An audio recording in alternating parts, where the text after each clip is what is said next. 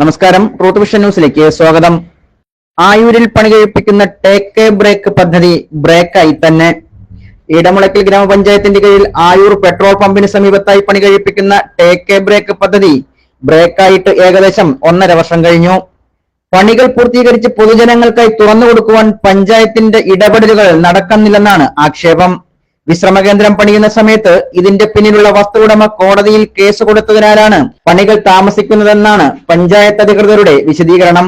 എന്നാൽ പഞ്ചായത്തിന്റെ നേതൃത്വത്തിൽ ലക്ഷക്കണക്കിന് രൂപ ചെലവഴിച്ച് നിർമ്മിക്കുന്ന കെട്ടിടത്തിന്റെ പണികൾ തീർക്കുവാൻ പഞ്ചായത്ത് അധികൃതർ അതിവേഗം ശ്രമിക്കുന്നില്ലെന്ന ആക്ഷേപമാണുള്ളത്.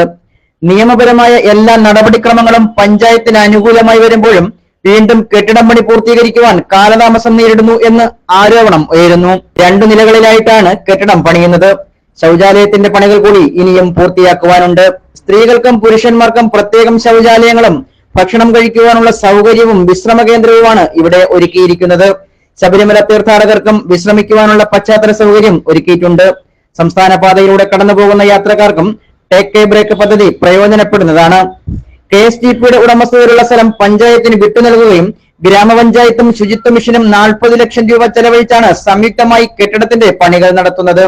എന്നാൽ ജനങ്ങൾക്ക് ഉപകാരപ്രദമാകേണ്ടുന്ന ഇത്തരം സംരംഭങ്ങൾ വെറും ഒരു പരാതിയുടെ പേരിൽ മുടങ്ങിപ്പോകുന്നത് അംഗീകരിക്കാൻ കഴിയില്ലെന്നാണ് പൊതുജനങ്ങളുടെ അഭിപ്രായം.